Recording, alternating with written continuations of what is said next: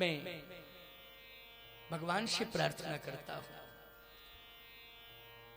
ऐसा दामाद हो, ऐसा वर हो, ऐसे नौजवान में लक्षण हो वर बनने के पहले कि जहां भी प्रतिकूलता हो अपने व्यक्तित्व से वहां अनुकूलता का साम्राज्य स्थापित कर दे। बोलो भाई, वहां अनुकूलता का साम्राज्य स्थापित कर दे अपने व्यक्तित्व के बल पर। मैं दावे के साथ कह रहा हूं भैया, ऐसा दामाद, ऐसा वर, ऐसा नौजवान केवल गांव तक सीमित नहीं होता है, केवल वो क्षेत्र तक सीमित नहीं होता है। याद रखना, उसकी प्रतिष्ठा केवल राष्ट्र तक सीमित नहीं होती है, उसकी प्रतिष्ठा विश्वव्यापी प्रतिष्ठा बन जाती है। जिसके जीवन में इस प्रकार की उदारता हो, इस प्रकार की प्रतिकूलता में अनुकूलता बनाने की एक परिकल्पना हो। बोलो भाई, ऐसा विश्व वंदनीय व्यक्तित्व होता है कि नहीं? इसलिए भगवान शंकर ने ये संदेश दिया है। अब आपको एक बात और बता दें चलते चलते। चलिए, विवाह है, बहुत लंबा प्रसंग है, लेकिन मैं थोड़ा हवाई सर्वे करके इसको जल्दी पूरा करके पहुंचा रहा हूं। कहां? जिससे कथा का कल विस्तार हो। कल राम जन्म हो। कौन सी कथा हो? राम जन्म। तीसरा दिन होगा ना कल। तीसरे दिन में राम जन्म की कथा है ना, तो राम जन्म पर आधारित कथा कल होगी। कल भगवान का जन्म जब पार्वती जी प्रश्न करेंगी भगवान शंकर से कि पुन प्रभु कहू राम अवतारा, तब राम का अवतार होगा। लेकिन जब पार्वती जी नहीं पहुंची तो प्रश्न कौन करे? क्यों भाई?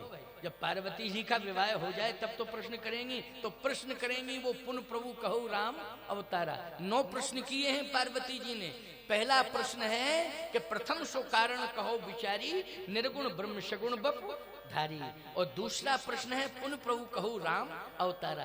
तो दोनों प्रश्नों का उत्तर कल की कथा में, निर्गुण ब्रह्म सगुण बपुधारी और पुन प्रभु कहू राम अवतारा। और राम अवतार में राम जन्म की कथा होगी कल। तो राम जन्म पर आधारित प्रसंग श्रवण करेंगे, लेकिन थोड़ा सा क्रम समझ लीजिए जरा।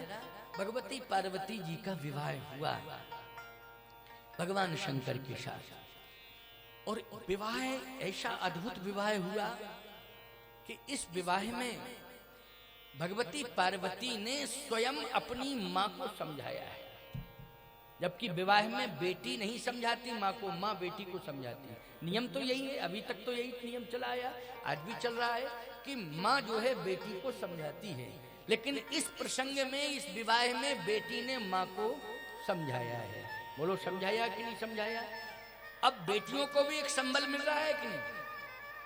बेटियों में वो क्षमता होनी चाहिए, वो योग्यता होनी चाहिए कि माता पिता किसी भी प्रकार से हमारे विवाह में उदास ना हो पावे। और उदास हो तो हम इस प्रकार से उन्हें समझा दें कि उनकी उदासीनता दूर हो जाए। प्यारे, इस विवाह का यही आशय और तात्पर्य है। भगवती पार्वती जी ने समझाया है क्या? मां उदास मत हो। ये जो विवाह हुआ है ना मेरा, ये विवाह पूरे संसार को संदेश देने के लिए हुआ है। और इस विवाह से संसार को प्रेरणा मिलेगी। और मेरे जीवन का जो समर्पण भगवान शिव के चरणारविंदों में है, मेरे जीवन का समर्पण, इस समर्पण से आपकी बेटी एक वंश में जाकर जननी ही नहीं बनेगी। जननी तो केवल एक परिवार तक सीमित होती है। आपकी बेटी जगत जननी बनेगी। मां, आपको सम्मान मिलेगा, आपको यश मिलेगा। कौन बनेगी? जगत जननी, जगत की माता। इसलिए आप चिंता मत करो। तुम सन मिटही की विधि के अंका, ओ मात व्यर्थ जन लेहु कलंका। हे माता, कलंक लेने की जरूरत नहीं है। विधाता ने जो मेरे भाग्य में लिखा वही होगा, और विधाता को दोष देने की जरूरत नहीं है। मैंने तपस्या की है, तपस्या में जो मांगा वही पाया है। इसलिए आपको चिंता नहीं करना, जो तपस्या मैंने की, तपस्या में जो मांगा वही मैंने पाया है। इसलिए पाया है तो आप निश्चिंत हो जाएं। चलो समझाया माँ को, माँ समझ गई। नंदी पर बैठ करके ही पार्वती जी हिमालय पहुंची हैं। और जब हिमालय पहुंची हैं तो आपको इस बात पर आश्चर्य नहीं करना है कि पार्वती जी ने हिमालय पर पहुंचकर, कैलाश पर पहुंचकर, कहां कैलाश, हिमालय के समीप में ही कैलाश, हिमालय का ही वो भूभाग है, कैलाश का थोड़ा शिखर ऊंचा है। तो हिमालय से चली और कैलाश पर पहुंची, ये अर्थ किया जा सकता है। हिमालय से चली, हिमांचल के यहां से, और पहुंची कहां, कैलाश पर। कैलाश पर जैसे पहुंची तो सबसे सुंदर दृश्य क्या था कैलाश का, मानसरोवर लहला रहा था। क्या लहला रहा था, मानसरोवर। जब आप कैलाश की यात्रा करेंगे तो मानसरोवर का दर्शन होगा ना, मानसरोवर, नीचे मानसरोवर लहला रहा है। अच्छा, मैं आपसे एक बात बताता हूँ, मानसरोवर में स्नान करने की इच्छा सबकी होती है कि नहीं होती है? होती है। तो मानसरोवर लहला रहा था। भगवती पार्वती ने जैसे ही मानसरोवर को देखा तो पहला निवेदन किया, महाराज ये क्या है? शंकर जी ने कहा मानसरोवर है, मानसरोवर। पार्वती जी ने कहा इस मानसरोवर की विशेषता क्या है? भगवान शंकर ने कहा मानसरोवर में जो स्नान कर लेता है वो मुक्त हो जाता है। क्या हो जाता है? मुक्त हो जाता है जो मानसरोवर में स्नान कर ले। अच्छा, ये विशेषता है। लेकिन महाराज एक बात तो बताओ, आप जहां मैं आई हूं यहां सबका पहुंचना संभव नहीं। अच्छा आप ही बताओ, मुक्ति देने वाला मानसरोवर आज तिब्बत के भूखंड में है, तिब्बत की सीमा में है कि नहीं? चीन में आता है वो। पहली बात तो यह है कि पहले तो आप जा भी सकते थे, अब तो आप जा भी नहीं पाओगे। बोलो भाई, मुश्किल है, क्योंकि चीन की निगाहें हमारे भारत के प्रति अच्छी नहीं है, हम लोगों को भी सावधान रहना है। लेकिन मानसरोवर तो हमारा इंतजार कर रहा है। और जिस तरह से याद रखना, हम आपको आश्वासन दे रहे हैं और विश्वास दिला रहे हैं, इस व्यासपीठ से मैं कह रहा हूं, मानस को साक्षी करके कह रहा हूं, मानसरोवर आपकी श्रद्धा से प्रभावित है। और यदि मानसरोवर के प्रति आप सबकी श्रद्धा है तो जैसे कश्मीर आपको मिल गया है, मानसरोवर भी एक दिन आपको मिलेगा। इंतजार करने की जरूरत है, वो दिन ज्यादा दूर नहीं है, मानसरोवर आपको मिलेगा।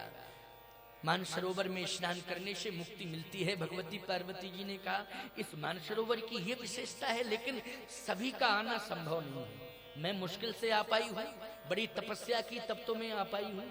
इतने तपस्या लोग कहाँ कर पाएंगे, इतने तपस्वी कहाँ हो पाएंगे, बड़ा मुश्किल है महाराज।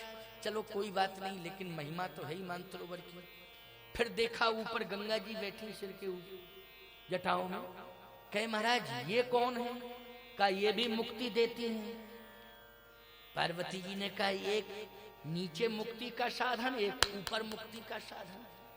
गजब हो गया है, आपके पास मुक्ति का साधन ऊपर भी और मुक्ति का साधन नीचे भी।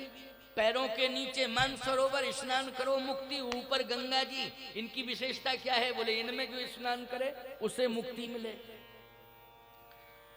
अच्छा महाराज, तब तो डबल साधन है आपके पास मुक्ति के, गंगा और मानसरोवर। हाँ, लेकिन मेरा एक निवेदन है महाराज। क्या? घर घर तक मुक्ति भी पहुंच जाए और भक्ति भी पहुंच जाए, वो साधन भी आपके पास। घर घर में मुक्ति पहुंच जाए। मान लीजिए कोई नहीं आ सकता है मानसरोवर के पास, हो सकता है कि इतनी असमर्थता आ जाए कि गंगा जी तक भी ना पहुंच पाओ। बहुत से लोग हैं जो गंगा जी तक भी नहीं पहुंच पाते, समस्या है। लेकिन घर में ही मुक्ति और भक्ति दोनों पहुंच जाए, वो भी आपके पास है साधन। शंकर जी ने कहा है तो बस मैं यही चाहती हूं कि घर घर तक मुक्ति भक्ति पहुंच जाए। इसी के लिए मेरी प्रार्थना है, उसको आप प्रकट करो जिसको छिपाए हो। गंगा को तो प्रकट किए हो, मानसरोवर को प्रकट किए हो, लेकिन जो मुक्ति और भक्ति दोनों देने में सामर्थ्यवान है वो आप छिपाए हो, उसको प्रकट करो। बस वही मैं प्रार्थना कर रही हूँ, उसी को प्रकट करने के लिए मैं प्रार्थना कर रही हूँ। तो शंकर जी बोले बताओ ना स्पष्ट वो साधन कौन सा है। तो क्या कह रही हैं पार्वती जी, कथा जो सकल लोकहितकारी, कथा जो सकल लोकहितकारी, कथा जो सकल लोकहितकारी, कथा जो सकल लोकहितकारी, सोई पूछन चह सैल कुमारी, सोई पूछन चह सैल कुमारी, कथा जो सकल लोकहितकारी, कथा जो सकल लोकहितकारी, सोई पूछन चह सैल कुमारी, कथा जो सकल लोक हितकारी, जो लोक का हित करने वाली कथा है वो आपके हृदय में है। और कथा में मुक्ति भी है और भक्ति भी है, बोलो है कि नहीं। और वो सामर्थ्य कथा में है कि कथा घर घर में पहुंच सकती है। न तो मानसरोवर घर घर में पहुंच सकता है, न गंगा घर घर में पहुंच सकती है, लेकिन कथा मुक्ति और भक्ति दोनों को प्रदान करती है। वो घर घर में पहुंच सकती है, आपके हृदय में है। आप प्रकट नहीं कर रहे हैं, मेरी प्रार्थना है कि उसे आप प्रकट करें। अच्छा पार्वती, बहुत सुंदर जिज्ञासा है तुम्हारी। अच्छा एक बात बताओ, पहले दिन ही पहुंची, विवाह हुआ पहले दिन पहुंची, और पहले दिन ही पहुंची तो डिमांड क्या की? कथा। किसकी डिमांड की? कथा की। पहले दिन ये डिमांड होती है कथा की। विवाह में पहले दिन पहुंचा जाता है तो पहली डिमांड तो ये होती है कि पहले ये बताओ, जो 28 तोला सोना चढ़ाया था तुम्हारे बाप ने, वो घर का है कि रिश्तेदारों का? पहले ये बताओ, हमें क्लियर बताओ, क्योंकि हम दिमाग खराब है हमारा। तुम्हारे बाप के पास इतना आ कहां से गया? क्यों भाई? जिस दिन चढ़ा था उसी दिन से हमारा दिमाग खराब है। क्यों भाई? यही कंडीशन रहती है कि नहीं रहती? बड़ी विडंबना है, हम आपको क्या बताएं। खैर पिरोना की बात नहीं कर रहे हैं हम, पिरोना की देवियां तो सीता है साक्षात, क्योंकि हमको अभी 5 दिन और कथा कहनी है ना है। अच्छा इनको तो कथा सुनानी पड़ेगी, और इन्होंने ही कथा सुन, इनके ही कारण कथा भी हो रही है। क्यों भाई? कहीं ना कहीं इनकी विशेष श्रद्धा भक्ति के कारण ये आयोजन हुआ है। मैं सत्य कह रहा हूँ आपसे, मातृशक्ति का, क्योंकि हमने कलश यात्रा में ये अनुभव कर लिया कि सबसे बड़ा योगदान इनका था। क्यों महाराज, था कि नहीं था? कलश यात्रा में सबसे बड़ा योगदान इनका था कि ये चल भी रही थी, संख्या भी इनकी ज्यादा थी, और मंगल कलश भी धारण किए हुए थी। ये मंगल कलश घर घर के सामने पहुंचे, इसका मतलब ये है हजारों देवियों ने हर घर की मंगल कामना की है कि हम मंगल कलश लेकर के तुम्हारे दरवाजे दरवाजे पर पहुंच रही हैं। तो हर घर की मंगल कामना की गई कि नहीं की गई मंगल कलश में? तो सबसे बड़ा योगदान इनका है। इसलिए मातृशक्ति बहुत बड़ा योगदान कथा में, बड़ी श्रद्धा, बड़ी भक्ति। और बताओ कथा के जन्म में पार्वती जी का योगदान है कि नहीं? है योगदान कि नहीं? पार्वती जी ही तो कह रही है, कथा तो शंकर जी के हृदय में थी, लेकिन प्रकट किसने कराया? पार्वती जी ने कराया। पार्वती जी के कारण ही भगवान शंकर को विवश होना पड़ा। अच्छा सती थी तो कथा के प्रति रुचि नहीं थी, नहीं थी रुचि, लेकिन रुचि नहीं थी, कथा नहीं सुनी, कथा का प्रतिकार किया तो परिणाम अच्छा नहीं हुआ। और वही सती जब पार्वती बन के आई तो सबसे पहले डिमांड किसकी की? जल्दी हो, कथा की डिमांड की। कथा जो सकल लोक हितकारी, सोई पूछन चह शैल कुमारी। आप तो कथा सुनाओ। नहीं, दूसरा प्रश्न ये भी कर सकती थी कि ये जो कैलाश पर्वत है ये आप ही का है? क्योंकि पर्वतों के राजा तो हमारे बाप हैं। क्यों भाई? तो आपके पास तो कुछ नहीं, जब पर्वतों के राजा हमारे बाप हैं तो ये हमारे बाप ही का है। रे तुम रहे हो क्यों भाई? पर्वतों के राजा कौन है? जल्दी बोलो जरा, बोलो। हिमांचल है कि नहीं? और पार्वती जी के बाप कौन है, जल्दी बोलो? हिमांचल जी हैं। तो बोलो भाई, पार्वती दूसरा प्रश्न कर सकती थी कि नहीं कर सकती थी कि पर्वतों के राजा तो हमारे बाप हैं, घर मकान तो यहाँ है नहीं, है तो पर्वत ही, तो आखिर मालिक तो राजा तो हमारे ही बाप हैं।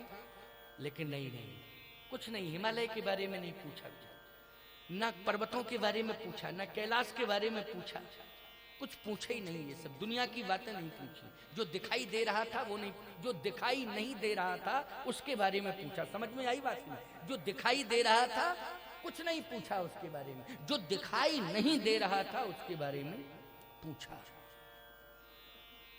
महाराज, कथा आपके हृदय में है लेकिन प्रकट नहीं है, उसको आप छिपाए हैं। मैं वही कथा सुनना चाहती हूं, और वो कथा जिससे जगत का कल्याण हो, घर घर में कथा पहुंच जाए। जब गांव गांव में कथा पहुंचेगी तो निश्चित है जो गंगा और मानसरोवर तक नहीं पहुंच सकते हैं, अगर गांव में राम कथा पहुंच जाएगी तो पूरा गांव में भक्ति और मुक्ति दोनों ही सहज में प्राप्त हो जाएंगे। आज बोलो, गांव वासियों को मुक्ति भक्ति दोनों मिल रही है कि नहीं? भक्ति भी मिल रही है और मुक्ति का रजिस्ट्रेशन हो रहा है। बोलो, हो रहा है कि नहीं हो रहा है? भक्ति तो मिल ही रही है, प्रत्यक्ष दिखाई दे रहा है, लेकिन मुक्ति का रजिस्ट्रेशन हो रहा है कि नहीं हो रहा है? कंफर्म 101% मुक्ति होगी। ये मैं पक्की बात कह रहा हूं। आप कहोगे महाराज गारंटी ले रहे हो? गारंटी ले रहा हूं। संशय करोगे तो गड़बड़ हो जाएगा। वही कथा तो कल से सुना रहा हूं। क्यों भाई? संशय नहीं करना है, क्या करना है? श्रद्धा और विश्वास। क्यों भाई? श्रद्धा विश्वास रूपणऊ है ना, इसलिए श्रद्धा और विश्वास की जरूरत है। तो आइए सुनिए, शंकर जी से जैसे कहा ऐसा पार्वती जी ने। शंकर जी बोले, गजब, धन्य धन्य गिरिराज कुमारी,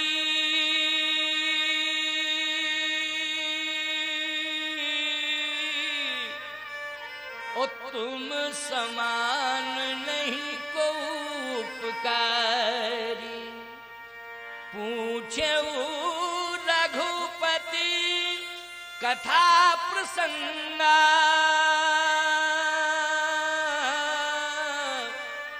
ओ सकल लोक जग पावनी गंगा। सकल लोक जग पावनी गंगा, जगत का कल्याण करने वाली, घर घर में मुक्ति भक्ति पहुंच जाए ऐसी गंगा तो राम कथा गंगा है। आज मैं तुम्हारे कारण उस राम कथा गंगा को प्रवाहित कर रहा हूं, तुम्हारे कारण। तो पार्वती जी ने कहा, महाराज